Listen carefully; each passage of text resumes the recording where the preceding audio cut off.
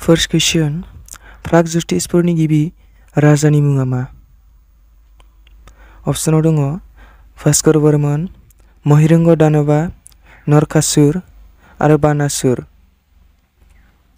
बेनि राइट एन्सारा जाहैबाय ऑप्शन नंबर बी महिरंग दानवा। Next question. सनितपुरा सोरनि राजथावनिमोन? अप्शनाव दङ बान राजा, भास्कर बर्मन, महिरंग दानव आरो नारका। बेनि राइट एन्सारा जाहैबाय ऑप्शन नंबर ए बान राजा। Next question. सनितपुरनि राजा बानासुरा सोर इसोरनि मोजां सिबियारिमोन? अप्शनाव दङ शिवा, विष्णु, ब्रह्मा आरो कृष्ण। बेनि एन्सारा जाहैबाय option number A Shiva. Next question. Barman फोलेरनि गुबै रावा मा? अप्शनाव दङ एसामिस आरो बांला, कामरुपी आरो संस्कृत, राजबंशी आरो नेपाली, बर' आरो एसामिस। बेनि राइट एन्सारा जाहैबाय ऑप्शन नंबर बी कामरुपी आरो संस्कृत। Next question. बान राजानि फिसाजोनि मुङा मामोन? अप्शनाव दङ उषा, रुक्मिणी, राधा आरो श्रीमाया। बेनि राइट एन्सारा जाहैबाय ऑप्शन नंबर ए उषा।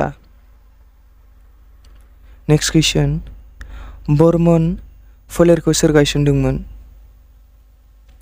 अप्शनाव दङ नरकासुर, नरका बर्मन, भास्कर बर्मन आरो पुष्य बर्मन। बेनि राइट एन्सारा जाहैबाय option number D Pushya Barman. Next question. Barman फोलेरनि राजथावनि कामरुप साम्रायजोआ मा? अप्शनाव दङ गड़गांव, चराइदेव, प्रागज्योतिषपुर आरो रंपुर। बेनि राइट एन्सारा जाहैबाय option number C Pragjyotishpur. Next question. Barman फोलेरनि सासनगिरि महाबुता बर्मनखौ मा मुङै मिथियो?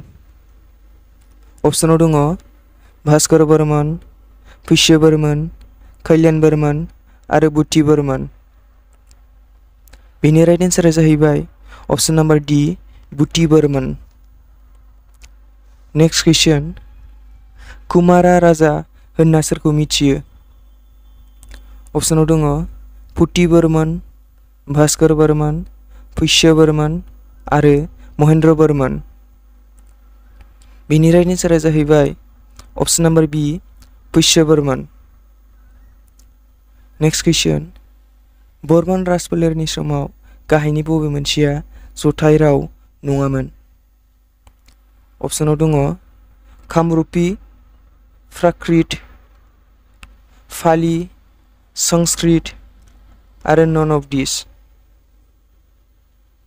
बेनि राइट एन्सारा जाहैबाय ऑप्शन नंबर बी पाली।